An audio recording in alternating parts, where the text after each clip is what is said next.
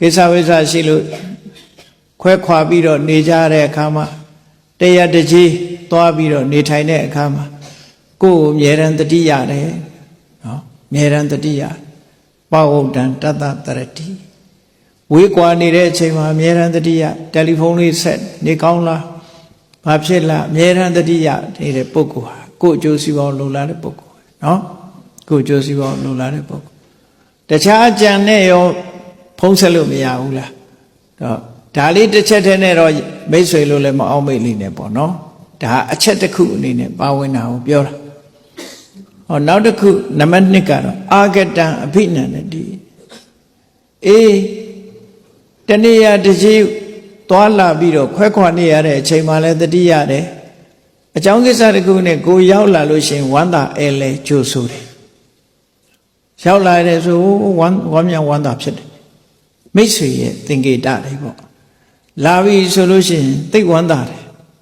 သိဝမ်းသာတယ်မိတ်ဆွေဆိုကြိုးဆိုကြတယ်နံပါတ်3ကျတော့ဘာလို့ဆိုတတောကိလာယိကောဟောတိဝါစာယပဋိနံ3နံပါတ်ကတတောကိလာယိတောဟောတိဝန္တာတယ်ရွှင်မြူးတယ်သူနဲ့တွေ့ရလို့ရှိရင်ဒီခါတဲ့စကားတွေပြောမကုန်အာရပါယကြည်နူးမှုတွေကိုဖော်ပြတယ်နံပါတ်4ကျတော့ဝါစာယပဋိနန္ဒတိနှုတ်ဆက်စကားနဲ့လည်းပဲဝန္တာအာရနှုတ်ဆက်လို့မပြီးနိုင်အောင်စကားပြောလို့မဆုံးနိုင်အောင်ဒီလိုဝမ်းမြောက်ဝမ်းသာဖြစ်တယ်ဒါကိုယ်အကျိုးစီးပွားကိုလူလာတဲ့ပုဂ္ဂိုလ်ရဲ့အပြုအမူတွေပဲဖြစ်တယ်ပေါ့နံပါတ်5ကမိတ်တေတတ္တေဝပစ္စတိအဲ့ဒီကိုယဉ်နေတဲ့ပုဂ္ဂိုလ်ရဲ့မိတ်ဆွေတွေကိုသာသူကပေါင်းတယ်မိတ်တေတတ္တေဝသူ့ရဲ့မိတ်ဆွေတွေကိုသာလဲပေါင်းတဲ့ဆက်ဆံတယ်နံပါတ်6ကအမိတ်တေတတ္တနာတိဝတိသူနဲ့မတည့်တဲ့ပုဂ္ဂိုလ်တွေသူ့ရဲ့ရန်သူတွေကိုဘယ်တော့မှမပေါင်းသင့်ဘူးဟောကိုမိတ်ဆွေရဲ့မိတ်ဆွေကိုသာပေါင်းတယ်ကိုမိတ်ဆွေရဲ့ရန်သူဆိုလို့ရှိရင်ပေါင်းသင့်မလို့ဘူး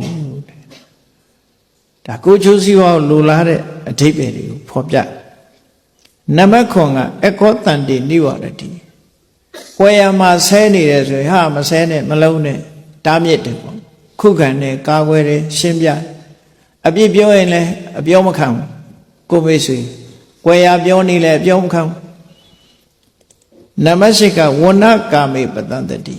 ချီးမွမ်းပြောဆိုတဲ့ပုဂ္ဂိုလ်တွေကိုတော့ချီးမွမ်းတယ်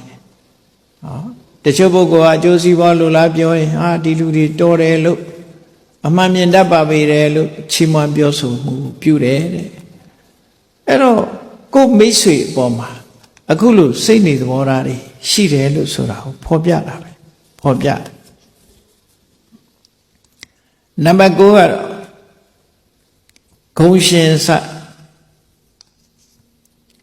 ဂုံရှင်စတတ္တအခါတိနော်ဂုံရှင်စတတ္တအခါတိကိုယ့်ရဲ့ရှိုးဝှက်ချက်တွေကိုလည်းဖွင့်ဖွင့်လင်းလင်းပြောတယ်သူ့ရဲ့ရှိုးဝှက်ချက်ကိုတော့ရှိုးဝှက်ပေးထားတယ်ပေါ့နံပါတ်10ကသူ့ရဲ့ရှိုးဝှက်ချက်တွေကိုကိုကရှိုးဝှက်ပေးတယ်ကိုယ့်ရဲ့ရှိုးဝှက်ချက်တွေကိုတော့ပွင့်ပွင့်လင်းလင်းပြောတယ်ဟောကမ္မင်းစတတ္တဝဏိတိသူလုပ်တဲ့အလုပ်တွေမှန်သမျှကိုသူချီးမွမ်းထောမနာမှုပြုတယ်ချီးမွမ်းထောမနာမှုပြုတယ်ပညာတတ္တပတန္တတိသူ့ရဲ့အသိပညာတွေကိုချီးမွမ်းတယ်ထောမနာတယ်ဒီလိုဆိုလိုတယ်ပေါ့နော်ခုနကပြောခဲ့တဲ့ဟာတွေ ਨੇ အကုန်လုံးဆန့်ကျင်ဘက်ပေါ့နံပါတ်73ကျဘဝေစနန္ဒတိတတ္တဒီပုဂ္ဂိုလ်ကြီးပွားတိုးတက်လာပြီဆိုရင်သူကဝမ်းသာတယ်